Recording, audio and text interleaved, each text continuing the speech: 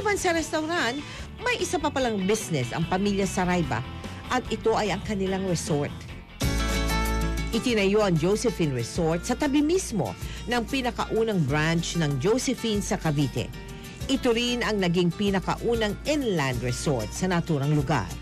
Dinumog ito ng mga tao dahil sa iba't ibang amenities nito tulad ng mga water slides at boating. Pwede ka ring mangisda sa lawa at magpaluto ng nahuli mo sa kanila. Ito po naman ang bagong addition sa aming swimming pool.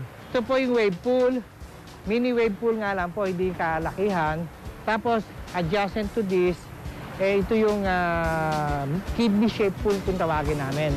Plain swimming lang po dito, pero dito po, ayan, you can enjoy the wave. Maliban sa mga kakaibang pool, meron din silang mga kwarto na pwedeng-pwede sa buong pamilya. Ito po ang aming tinatawag na bilas. 4 po ito, pero ito ang pinakamalaki, Nara.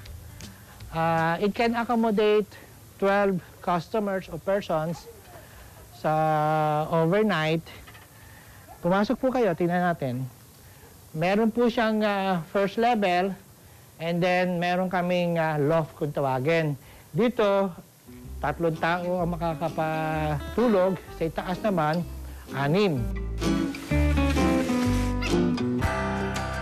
Ang mga villa dito, dinisenyo mismo ni Noni at ang ginamit niyang material ay reed o ang mga malalaking klase ng damo na sa bundok pa nakukuha.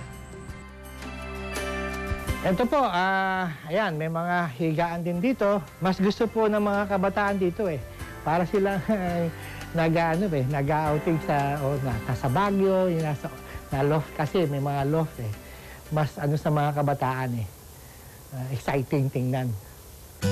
Ilang henerasyon man ang lumipas, matagumpay pa rin ang pamilya Sarayba sa pagnenegosyo. Ang susi ng kanilang tagumpay, ang kaalaman at karunungang ipinasa ng mga matatandang Sarayba na iningat-ingatan nila hanggang sa ngayon. Kaya yun din siguro ang dahilan kaya kami umunlad, lahat ay nagmamalasakit at lahat ay tumutulong kahit kaapu-apuhan.